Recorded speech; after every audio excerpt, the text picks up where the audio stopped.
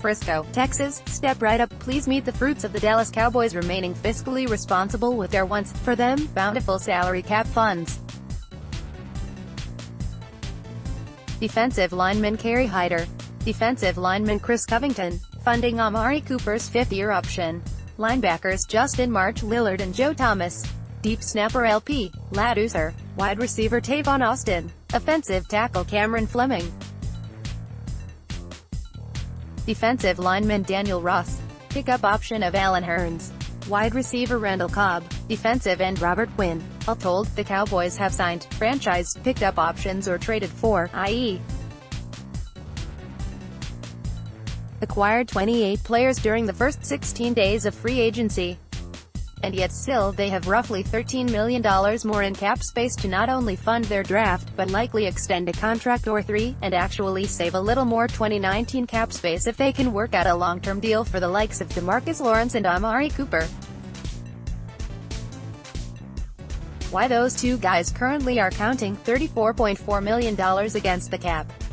That's nearly 18% of what the Cowboys' salary cap figures to be. And you thought the Cowboys haven't been doing anything, that they've been dragging their feet since the start of the league's new year on March 13th. You know what they've been doing. They've been wisely putting a team together, not the touring football equivalent of the Harlem Globetrotters.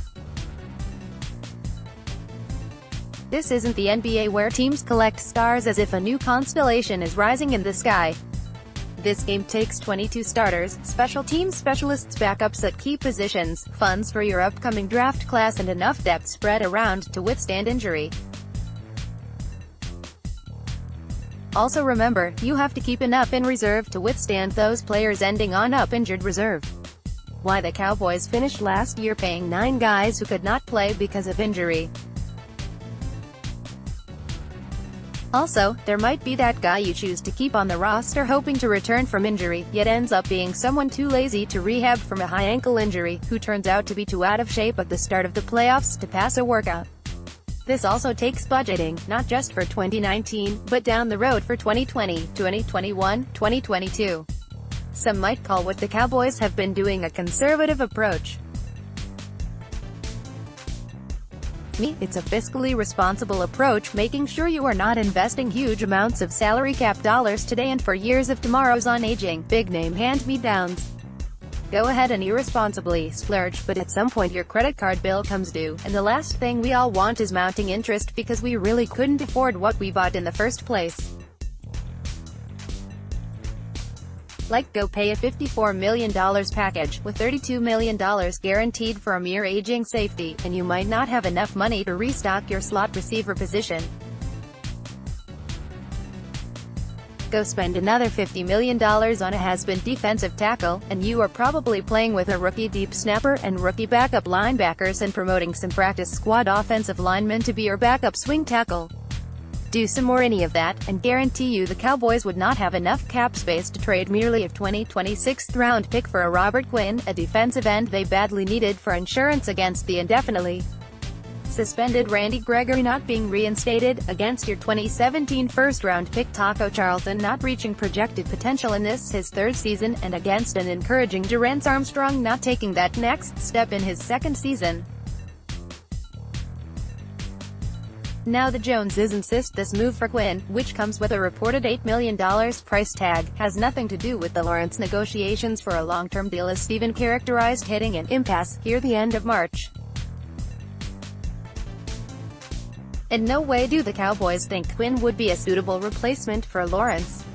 And nor should they ever consider that. This defensive end became the team's one need position once they found out Gregory conceivably could miss the 2019 season, though there seems to be growing optimism he won't. Sure, veteran Tyrone Crawford filled in more than admirably at right defensive end, starting the final 8 games thereafter, starting the first 8 at defensive tackle.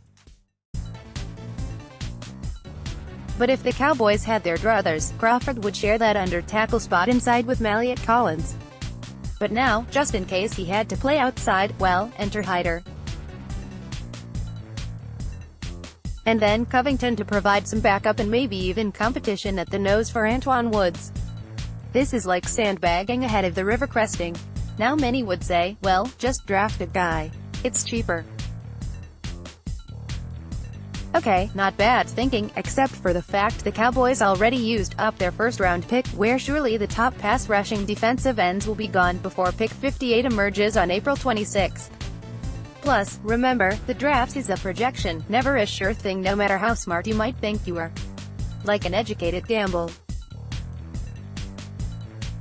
That is why the Cowboys trading for wide receiver Amari Cooper, at still just 24 years old, should be applauded, instead of sitting still and thinking they would simply find their no. One receiver in the 2019 draft, a hesitation that likely would have caused a struggling offense at the time cost the Cowboys the NFC East title they eventually won. Yep, as Jerry Jones said earlier this week about signing players to long-term deals, and could have been talking just as well about draft choices, this is not buying pension fund bonds which has to have absolute assuredness.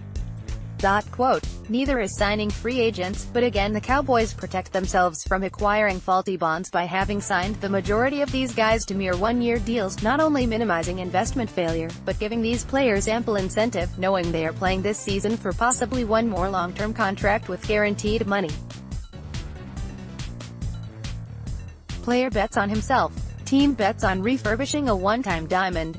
Savvy Cowboys business, right? Playing for today without risking bankrupting your cap for tomorrow, while all the while stockpiling funds for major investments in your own proven commodities. The Joneses learned this lesson about ending up in cap hell twice since the advent of free agency as we now know it in 1994, first during the early 2000s when trying dearly to keep the band together, and then again in 2010 when they again paid the price for an aging team. These Cowboys are close. They were close last year.